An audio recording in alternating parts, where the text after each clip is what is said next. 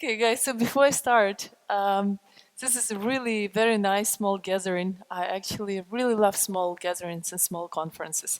I've been to all those huge 20,000 plus, and you get lost, right? And here we have a great opportunity to network, to learn about each other.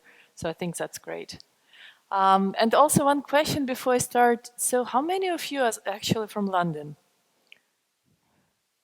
Oh, so you guys also traveled here. And how many of you are from financial services industry? Cool. And from startups, like real entrepreneurs? Ah, cool. So we're quite diverse group, right? That's amazing. Because I'm gonna talk to you about evolution of ownership and how tokenization of assets is changing Wall Street. But before I start, let me introduce myself. I'm a visual person, so I kind of like the structure and clarity. I've been in financial services almost all of my career. Started with BCG, moved on to banks, and then basically in 2015 I deep dived into Bitcoin and joined one of the first Bitcoin companies back then, Xapo. And Xapo was basically just a Bitcoin wallet. Well, so simple to say, back then we were the very first Bitcoin wallet to enable, Visa card payments and secure custody and all of this great stuff. And I was responsible for banking partners, for rollout of a new platform, for regulation. And this is how I became in the press, kind of like this Bitcoin queen of Switzerland, as I knocked very hard on the door of regulators in Switzerland and tried to arrange for us the first ever regulatory solution for Bitcoin company, right? So that wasn't so easy and wasn't looking very good at the beginning, but persistence, and you get there, right?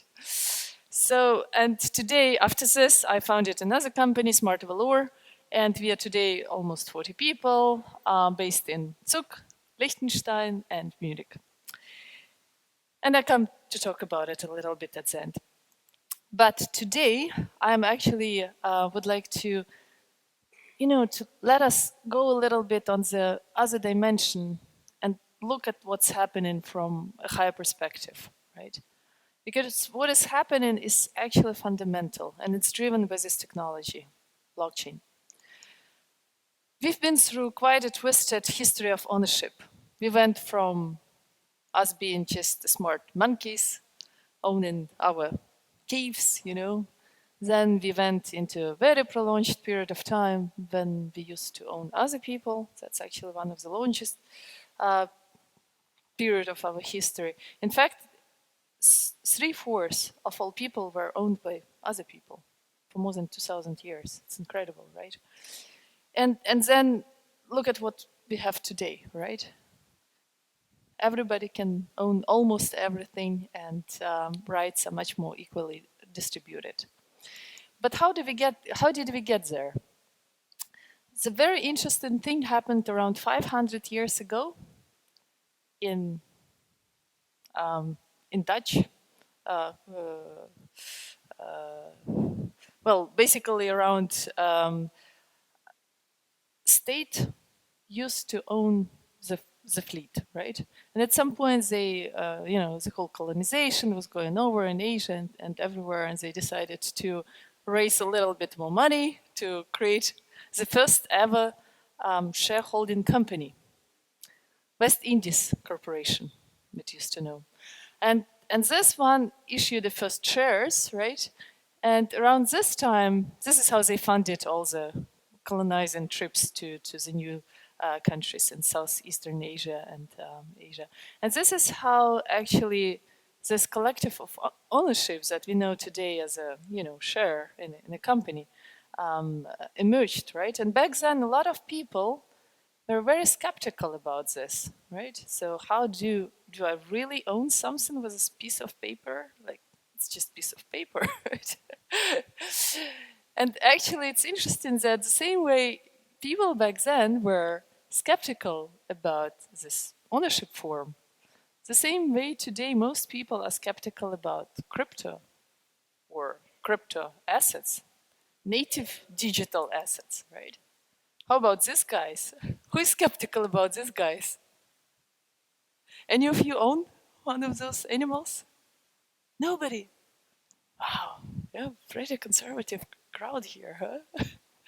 Well, CryptoKitties are basically, they are created, they exist only in this digital, way, right? And their ownership is recorded on the blockchain.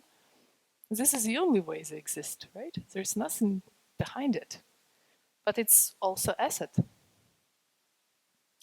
And with this, we kind of you can see that tokenization is kind of really becoming the next evolution stage on the journey of ownership and how this develops, right? So from physical control to collective ownership to then we had electronic ownership, right? So through the stock exchanges and so on. And now it's really digitalization of ownership, tokenization.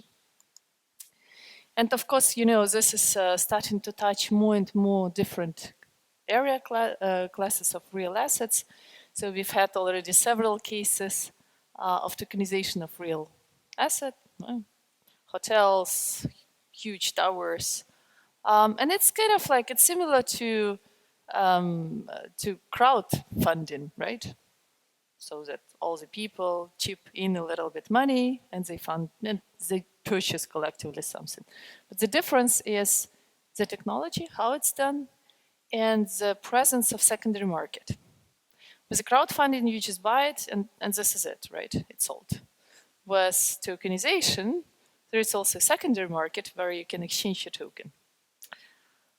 And yeah, so gold, art, shares in the companies, STO. Who heard about STO, security token offerings?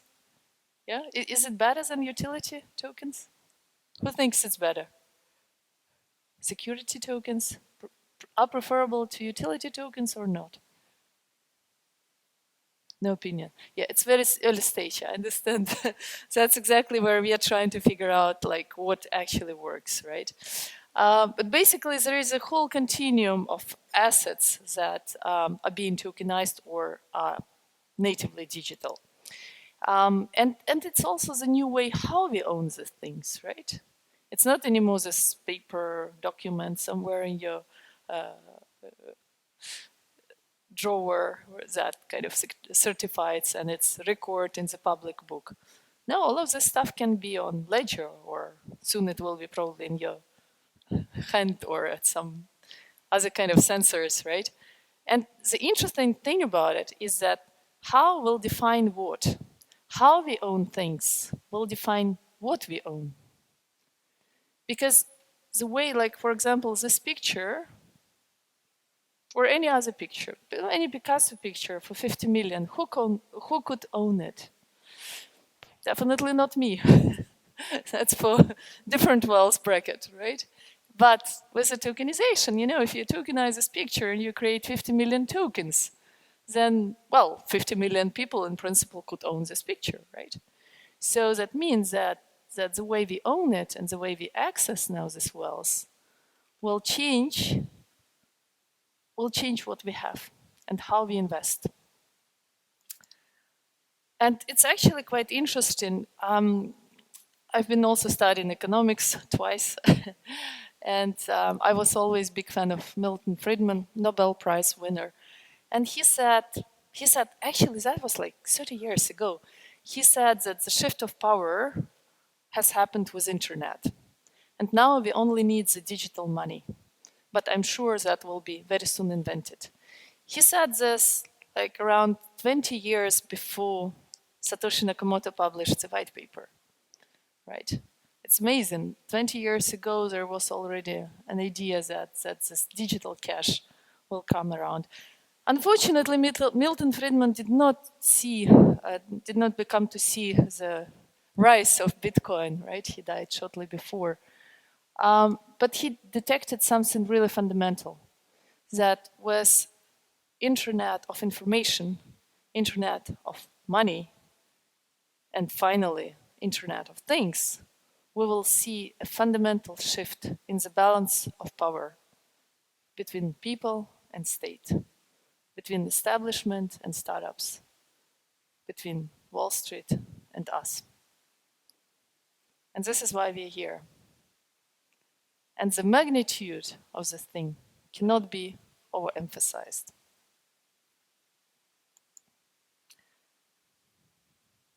So tokenization is basically the third component, right? Internet, digital cash, and now ownership. Internet of value. And if you think about what are the prospects of that thing, there are a lot of different predictions, right? But for example, this one, World Economic Forum said that in 10 years, around 10% of GDP is going to be stored on the blockchain. If you calculate this, well, in 10 years, GDP could be a lot, right? Around 150 trillion, right? So that means that around 10 to 15 trillion of real assets will be tokenized and moved on chain. So this is a big opportunity, and we discovered this very early. Around 2 years ago, we've been thinking through all the asset classes and trying to understand where the tokenization will bring the biggest value. Is it real estate? Is it, shares in the companies? What is this actually? And we came up with an idea that actually alternative investments, investments that are big in size, quite liquid, difficult to access, kind of like private equity, participation, venture capital, well, real estate, private companies. This is where tokenization will change the liquidity and accessibility. Because if it's just a token and I can send it to you just like Bitcoin, right? Then it's much more easier to transfer. The process changes, right? And with the process, we can change the market infrastructure, market mechanism. We can create, on our platform, we actually create a set of smart contract-based auctions where this less liquid assets can be exchanged in the global decentralized peer-to-peer way. So what we do at Smart Valor, we tokenize and we distribute. So we tokenize, you come to us with your venture capital fund, with your private company, we create a token backed by your company or by a portfolio of the companies, and we sell it on our marketplace, on our exchange. We announced recently several upcoming products. Just to give you an idea, this is, for example, venture capital fund based in US. They are investing only in startups working on colonization of next frontier, right? So working on space technologies. And this fund will be tokenized and outside of US offered on our platform in the form of a token. So anybody, well, not anybody, but accredited investors will be able to participate and buy a token representing a limited partnership in a fund. And this is actually quite new, because if you think about it, before this instance, who could invest in this? Only governments, billionaires, Elon Musk's, like really big people, not us, right? And this is one of the examples why we are talking about democratization of access to wealth. Another project that we are currently working is Tokenize with Frank. So this is basically a stable coin, 100% backed by Swiss franc, and we need it for our marketplace. To run an effective smart contract-based auction, you need both things in token. You need asset as a token and you need money as a token, right? And we kind of figured out that there is nothing on the market today, and we will be the first to do so. So in short, the advantages of tokenization of assets and this new form of ownership is basically that you can create a super diversified portfolio with a little amount of money, something that you would need previously probably 3 to 5 million to create, your alternative portfolio consisting of real estate, of venture capital, private equity, gold, crypto. You can do this all with several clicks on our platform with just like something like 100 to 100,000. That's not possible today. I used to work for UBS. If you would come to me with a swish, I would ask you for several millions. So that's the whole point. You can do it yourself, right? I don't believe in advisor-led model. I think this is over. We're all smart people. We have access to information, and we can make our own choices. So basically, the platform is built. It's, in essence, cryptocurrency exchange with functionality of tokenization and decentralized trading of tokenized assets. We partnered with Ledger. Ledger is a French supplier for hardware security. Probably some of you know the Ledger, the Nano, the small one. Well, Ledger has built an enterprise-grade vault solution, right? And we're just one of the partners using their solution now. And there is a smart valor protocol for decentralized trading. Well, we're in Liechtenstein. I would like to offer you the opportunity to come to us with Monty, talk to us about it. It's really amazing opportunities in Switzerland and in Liechtenstein in terms of regulation. We received financial intermediary status in Switzerland, which is enough to provide cryptocurrency brokerage, crypto to fiat and custody. We also received an exchange license to operate an exchange business in Liechtenstein. And with this one, we are launching the cryptocurrency. The platform was firstly cryptocurrency utility and payment tokens. And we also submitted application for banking license in Liechtenstein. And this is quite interesting opportunity because it's kind of, Liechtenstein is part of European Union. So it gives you access to 27 European countries, part of banking passport system, right? And on the other side, it's part of Swiss franc currency zone, right? And here we are making a lot of progress. And as soon as we get the banking license, which is expected in Q2 2019, we will start to list and trade security tokens backed by alternative investments. And with this, I would like to close on the note that the vision of this company and my personal vision is that anything can be accessible and owned by anybody, no matter where you come from and how rich you are. This is my personal aspiration. I grew up in Soviet Union. We didn't have access to most things. And I know that even today, if you're rich, you have access to great investment services, privacy, all of the things that offered to high net worth people in Switzerland. But for the rest of us, all this is a dream. And we're here to change it. And of course, we've opened now the early access program. Anybody can come to the platform, smartvalor.io. Please register, have a look. You even get our own currency for free to help us to build it. And yes, the funding is, of course, through token, our own currency. This is what we are doing for others. This is what we are doing for us. We already raised around 5 million, have great investors from Switzerland, eight venture capital funds on board, and continuing around this journey. So please come and talk to me if you're interested in this opportunity. And with this, I would like to close my presentation. I thank you very much for your attention. I would like to, I'm staying here until 2 p.m. and would like to engage with you in a more detailed conversation. So thank you very much and have a nice day.